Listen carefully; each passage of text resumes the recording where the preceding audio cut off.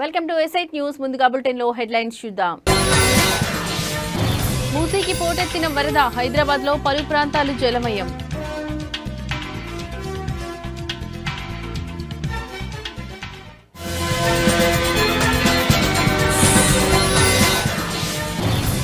శ్రీ వాసవి కన్యకా పరమేశ్వరి అమ్మవారి సేవలో కేంద్ర మంత్రి పెమ్మసాని, అమ్మవార్లకు పట్టు వస్త్రాలు సమర్పణ.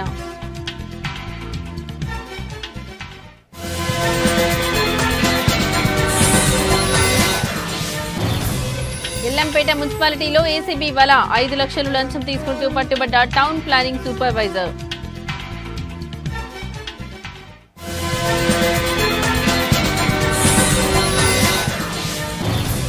గట్కేసర్ మాదారంలో బొడ్రాయి పండుగ, పాల్గొన్న మాజీ మంత్రి మల్లారెడ్డి.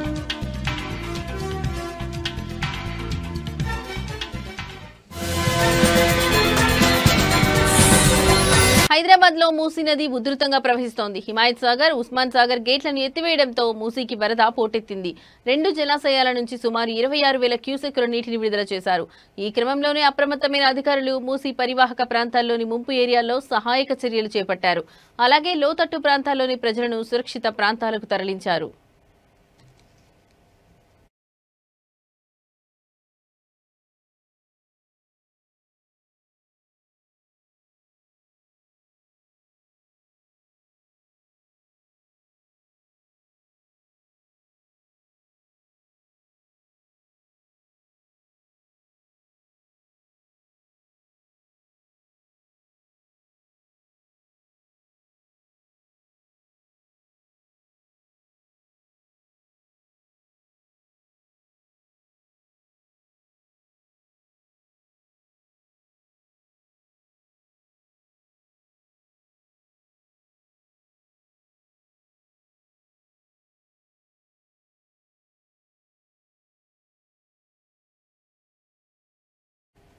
సిఐటియు బాపట్ల జిల్లా మహాసభల్లో భాగంగా రేపల్లెలో కార్మిక ప్రదర్శన బహిరంగ సభ ఏర్పాటైంది. ముందుగా పట్టణంలోని బస్టాండ్ నుండి నెహ్రూ బొమ్మ వరకు ర్యాలీ నిర్వహించారు. ఎర్ర జెండాలు చేతపట్టి డప్పు కోలాటాల మధ్య ఈ ర్యాలీ కొనసాగింది. సిఐటియు జిల్లా అధ్యక్షులు సిహెచ్ మణిలాల్ అధ్యక్షతన బహిరంగ సభ జరిగింది.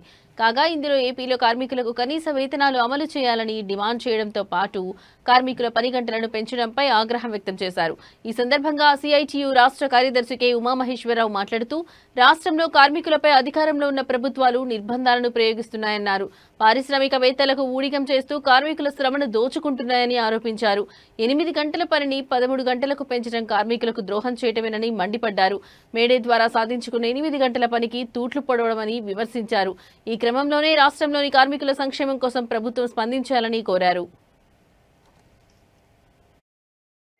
ఈ ప్రాంతంలో అనేక ఉద్యమాలు జరగటము, ఈ ఉద్యమాల్లో భాగంగానే స్వాతంత్రోద్యమ పోరాట కాలం నుంచి ఈ దేశంలో రైతాంగం, కూలీలు, కార్మికులు, కష్టజీవులు అందరూ బాగుండాలని జరిగిన పోరాటాల్లో భాగంగా ఈ ప్రాంతంలో comrade Moturi Venkataratnam, Kantavaneni Venkataratnam, comrade Dasari Subbaiah, comrade Gummadi Sitaramayya, ఇట్లా దాదాపు 7 అమరవీరులు చనిపోయినటువంటి పోలీస్ కాల్పుల్లో కార్మిక వర్గం, రైతాంగం వీళ్ళ కోసం ప్రాణాలు అర్పించినటువంటి రేపల్లి ప్రాంతం.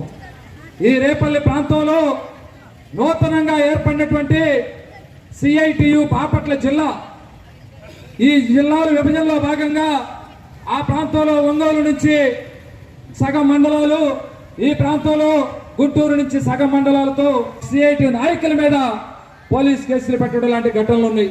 అట్లానే ఇక్కడ ప్రమాదపడుతున్న పనులు చేసే భవన నిర్మాణ కార్మికులు పక్కన ఉన్న జగన్ కాలనీలో విద్యుత్ షాక్తో చనిపోయినా, లేదు హైదరాబాద్ లో విద్యుత్ షాక్తో చనిపోయినా, ఇలాంటి జిల్లా మహాసభల్లో భాగంగా బస్టాండ్ వద్ద నుంచి ప్రదర్శన నిర్వహించి సిఐటిగా కార్మిక వర్గం యొక్క సమస్యలే కాకుండా ఈ దేశంలో ప్రభుత్వ రంగ సమస్యలు ఏవైతున్నాయో వీటిని ప్రైవేటీకరించొద్దు, కష్టపడేటువంటి కార్మికులు ఎవరైతే ఉన్నారో కార్మికులందరికీ సుప్రీంకోర్టు చెప్పిన దాని ప్రకారం కనీస వేతనం 26,000 రూపాయలు ఇవ్వాలని, అట్లానే ఈ కార్మిక వర్గానికి ప్రమాదభరిత పనులు చేసేటువంటి భవన నిర్మాణం, ముఠా, ఆటో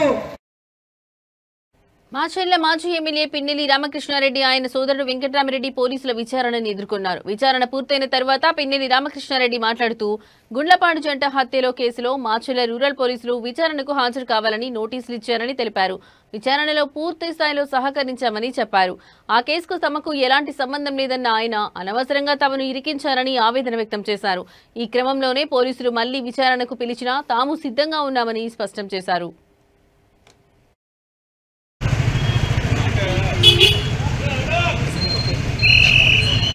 జరిగిన జంట హత్యల కేసులో అన్యాయంగా మమ్మల్ని దాంట్లో ముద్దాయిలుగా చేర్చడం జరిగింది. అసలు మా పార్టీ కాదు, మాకు ఎలాంటి సంబంధం లేదు. కానీ నన్ను మా తమ్ముడిని ఇద్దరిని కూడా ముద్దాయిలుగా పెట్టడం, మేము సుప్రీంకోర్టుని ఆశ్రయించాం. సుప్రీంకోర్టు డైరెక్షన్ ప్రకారం పోలీసు వారు విచారణకి ఎప్పుడు మిమ్మల్ని పిలిస్తే వెళ్ళాలని కూడా సుప్రీంకోర్టు చెప్పడం జరిగింది. సుప్రీంకోర్టు డైరెక్షన్ ప్రకారం ఈరోజు పోలీసు వారు మాకు నోటీస్ ఇచ్చి విచారణకి రావాలని కూడా కోరడం జరిగింది. ఆ కోరిక మేరకు ఈరోజు మార్నింగ్ వారు కోరిన వెంటనే మార్నింగ్ 10 గంటలకి విచారణకి మేము వెళ్ళాం. పూర్తిగా కూడా వాళ్ళు అడిగే ఏమైతే విచారణ చేశారో వాళ్ళు పూర్తిగా కూడా వాళ్ళకి సహకరించడం జరిగింది. దాదాపుగా ఒక 10-11 గంటలు మమ్మల్ని ఇప్పటిదాకా కూడా విచారణ చేశారు. నేను మళ్ళీ పోలీసు వారు పిలిచినా కూడా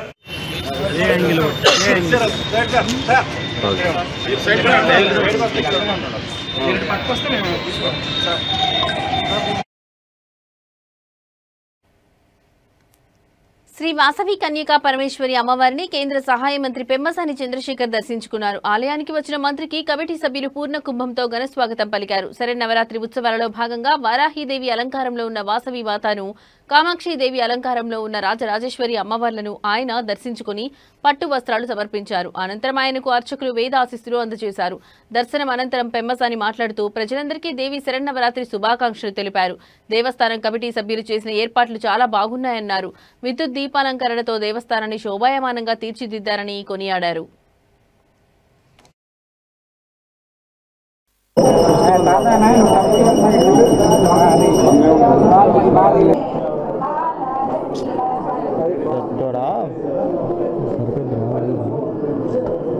శుభాకాంక్షలు తెనాలి ప్రాంత ప్రజలందరికీ కూడా, అదేవిధంగా కన్యకా పరమేశ్వరిని పూజించే వారందరికీ కూడా మనస్ఫూర్తిగా శుభాకాంక్షలు.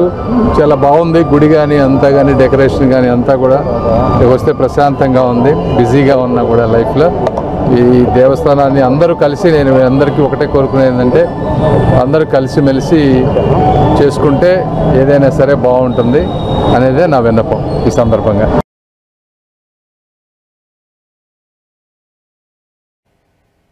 హార్వెస్ట్ ఇండియా సంస్థ పేదలకు అండగా నిలవడం గొప్ప విషయమని ఎమ్మెల్సీ ఆలపాటి రాజేంద్ర ప్రసాద్, వేమూరు ఎమ్మెల్యే నక్కా ఆనంద్ బాబు అన్నారు. ఈ సంస్థ ద్వారా సాయం చేస్తున్న కత్తెర సురేష్ దంపతులు అభినందనీయులని పేర్కొన్నారు. హార్వెస్ట్ ఇండియా తెనాలిలోనే కాకుండా అనేక ప్రాంతాల్లో విస్తృత సేవలందిస్తుందని తెలిపారు. అంతకుముందు హార్వెస్ట్ ఇండియా అధినేత టీడీపీ రాష్ట్ర కార్యనిర్వాహక కార్యదర్శి కత్తెర సురేష్ కుమార్ జన్మదినాన్ని పురస్కరించుకుని పారిశుద్ధ్య కార్మికులకు నిత్యావసర సరుకులు పంపిణీ చేశారు. పట్టణంలోని మహాత్మాగాంధీ మార్కెట్లో ఆలపాటి రాజేంద్ర ప్రసాద్, నక్కా ఆనంద్ బాబు చేతుల మీదుగా ఈ కార్యక్రమం జరిగింది.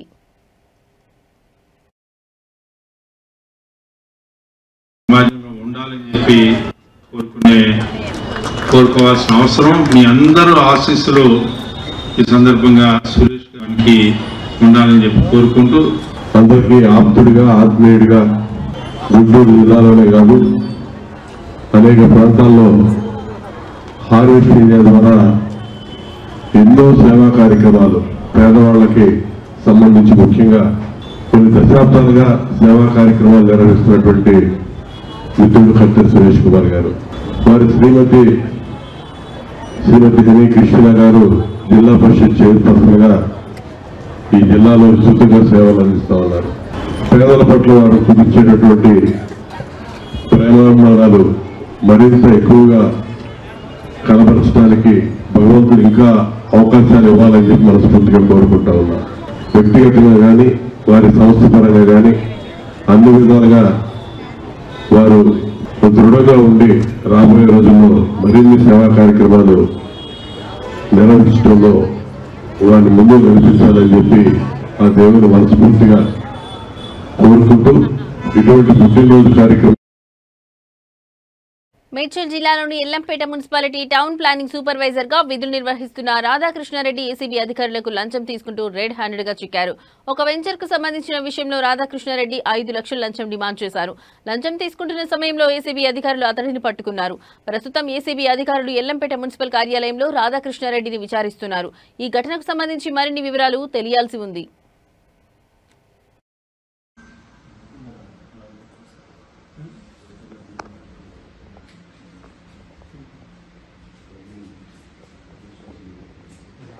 Gangasani Sridhar, DSP anti corruption bureau, Hyderabad. సరే, మాకు మొన్న ఒక కంప్లైంట్ వచ్చేది. ఇక్కడ Yellampet municipality town planning supervisor గారు రాధాకృష్ణారెడ్డి ఇక్కడ లేఅవుట్ ఒకటి ఆల్రెడీ హెచ్ఎండిఏ పర్మిషన్ తోటి లేఅవుట్ వేశారు వీళ్ళు. దానికి కానీ కాంపౌండ్ వాల్ కట్టారు, దానికి గేట్స్ కూడా ఉన్నాయి. అదే హెచ్ఎండిఏ నామ్స్ ప్రకారంగా హెచ్ఎండిలో కూడా వాళ్ళు ఎంక్వైరీ చేసుకున్నారు. ఎవరైనా పక్క ల్యాండ్ వాళ్ళు ఒకవేళ రోడ్స్ వేసుకుంటూ వస్తే వాళ్ళ రోడ్స్ కనెక్టివిటీ ఇవ్వాలి, ఓపెన్ చేయాలి అవని చెప్పేసి. అందు గురించి అతను ఏం చేశాడంటే చాలా గేట్స్ వాళ్ళ దగ్గర కూడా పక్క వాళ్ళ నైబర్ ల్యాండ్స్ దగ్గర గేట్స్ వేసి పెట్టాడు. ఇక్కడ ఉన్న టౌన్ ప్లానింగ్ సూపర్వైజరు అక్కడికి వెళ్ళేసి ఆ గోడ మొత్తం కూలగొట్టేస్తాను, గేట్స్ మొత్తం కూలగొట్టేస్తాను, మెయిన్ గేట్ కూడా వాళ్ళు ఒకటి పెద్ద డిజైన్ చేసి పెట్టారు గంగస్థాన్ అని చెప్పేసి, దాన్ని కూడా కూలగొట్టేస్తానని చెప్పేసి బెదిరించాడు. కూలగొట్టుకుంటూ ఉండడానికి ఒక 5 లక్షల రూపాయలు ఇవ్వాలని డిమాండ్ చేశాడు. 5 లక్షల రూపాయలు అడిగేసి ఒక వారం రోజుల కిందనే 1 లక్ష రూపాయలు ఆల్రెడీ అడ్వాన్స్గా తీసుకున్నాడు అతను. మిగిలిన 4 లక్షల రూపాయలు తెచ్చివ్వాలని అడిగాడు. అడిగితే మా దగ్గర కంప్లైంట్ వచ్చాక మేము మళ్ళీ ఎంక్వైరీ కోసం పంపించాము. అప్పుడు ఇంకా మిగతా అమౌంట్ 4 lakhs గురించి అడిగినప్పుడు ఒక 3.5 lakhs ఇవాళ తెచ్చిస్తానని చెప్పాడు. 50,000 తర్వాత ఇస్తానని చెప్పాడు. ఆ 3.5 lakhs ఈరోజు మార్నింగ్ 9 o'clockకి రాయచందని మాల్ కొంపల్లి, అక్కడే మన అక్యూజ్డ్ ఆఫీసరు ఇల్లు కూడా అక్కడ వెనుకనే ఉంది. ఆ మాల్ దగ్గరికి వచ్చేసి మనీ ఇవ్వమని చెప్పాడు. మార్నింగ్ 9 o'clock టైం ఇచ్చారు. మేము మార్నింగ్ వచ్చేసి ట్రాప్ చేసాం. అక్కడ అతను కారులో వచ్చాడు. అతను అక్యూజ్డ్ ఆఫీసరు కారులోనే అమౌంట్ పెట్టించుకున్నాడు. తర్వాత అతను లెఫ్ట్ హ్యాండ్ తోటి ఆ అమౌంట్ బ్యాగ్ ఏదైతుందో దాన్ని టచ్ చేసి ఆ డిక్కీలో ముందడున్న డాష్ బోర్డ్లో పెట్టించాడు. డాష్ బోర్డ్లోకి వెళ్ళి సీజ్ చేశాము. అంతకుముందు అతని చేతులు కూడా హ్యాండ్ వాష్ చేపిస్తే లెఫ్ట్ హ్యాండ్ ఒకటి ఫినాఫ్థలిన్ టెస్ట్ పాజిటివ్ వచ్చింది.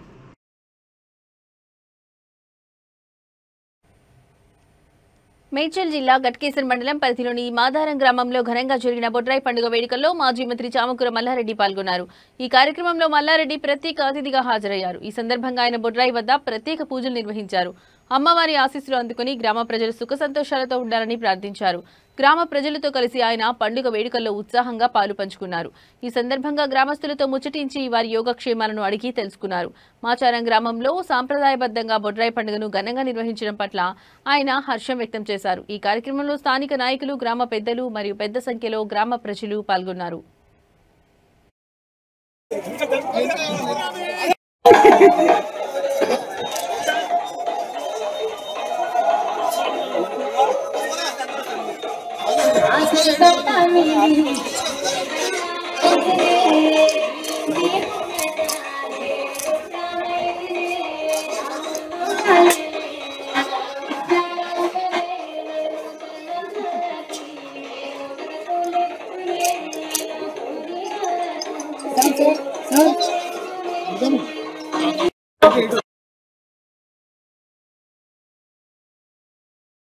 తెలంగాణ ఉద్యమంలో పోరాడి రక్తం చిందించి 1200 మందికి పైగా అమరులై సాధించుకున్న తెలంగాణ రాష్ట్రం గత 10 సంవత్సరాలుగా కేసీఆర్ కుటుంబానికి రాజభోగంగా మారిందని ఉద్యమకారులు ఆరోపించారు.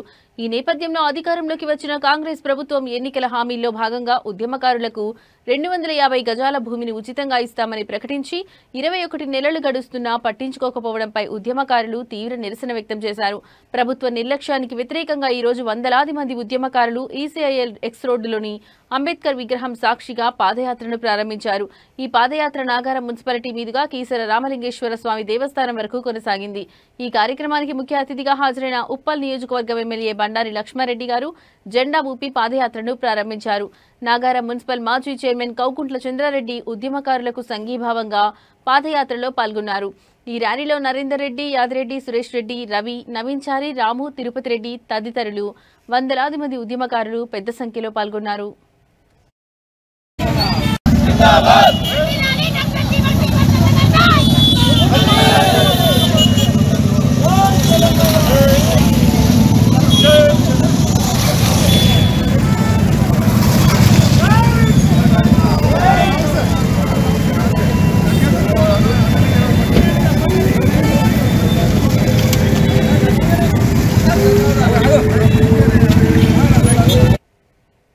మల్కాజ్గిరి పార్లమెంట్ సభ్యులు ఈటెల రాజేందర్ రైల్ నిలయంలోని రైల్వే జనరల్ మేనేజర్ కార్యాలయంలో మల్కాజ్గిరి నియోజకవర్గ పరిధిలోని పలు రైల్వే సమస్యలపై సుదీర్ఘ సమీక్షా సమావేశం నిర్వహించారు.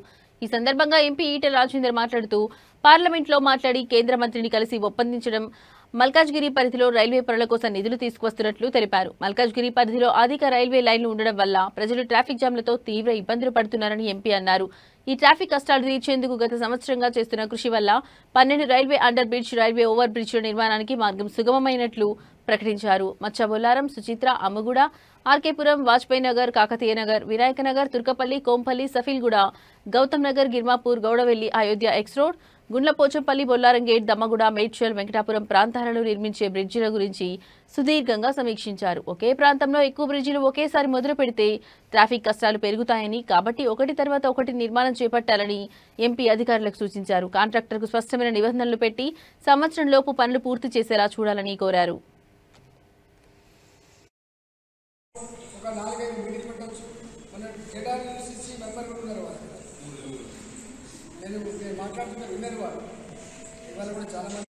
అయితే జస్ట్ ఆనంద్ వాళ్ళందరూ కూడా అడుగుతున్నారు, ఒక వాకింగ్ వాక్ చే ఒక 4-5 మీటింగ్ పెట్టవచ్చు.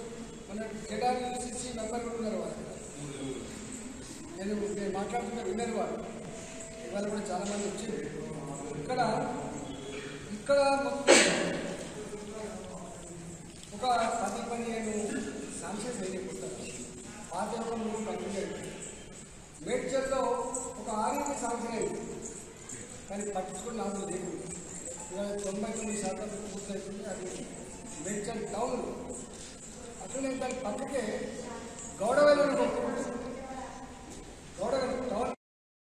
నల్గొండ పట్టణ కేంద్రంలో బతుకమ్మ ఉత్సవాలు అత్యంత ఉత్సాహంగా జరుగుతున్నాయి. ముఖ్యంగా జిల్లా కేంద్రంలో ప్రభుత్వం ఆధ్వర్యంలో ఏర్పాటు చేసిన వేడుకలకు విశేష స్పందన లభిస్తోంది.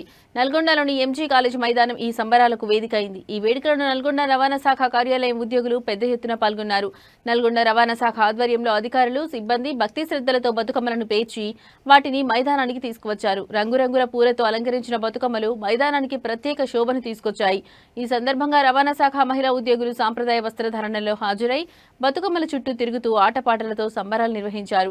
తెలంగాణ సంస్కృతిని, సంప్రదాయాలను ప్రతిబింబించే ఈ వేడుకలలో వారు ఉల్లాసంగా గడిపారు. ఈ కార్యక్రమంలో ప్రాంతీయ రవాణా అధికారి సహా పలువురు ఉన్నతాధికారులు పాల్గొన్నారు.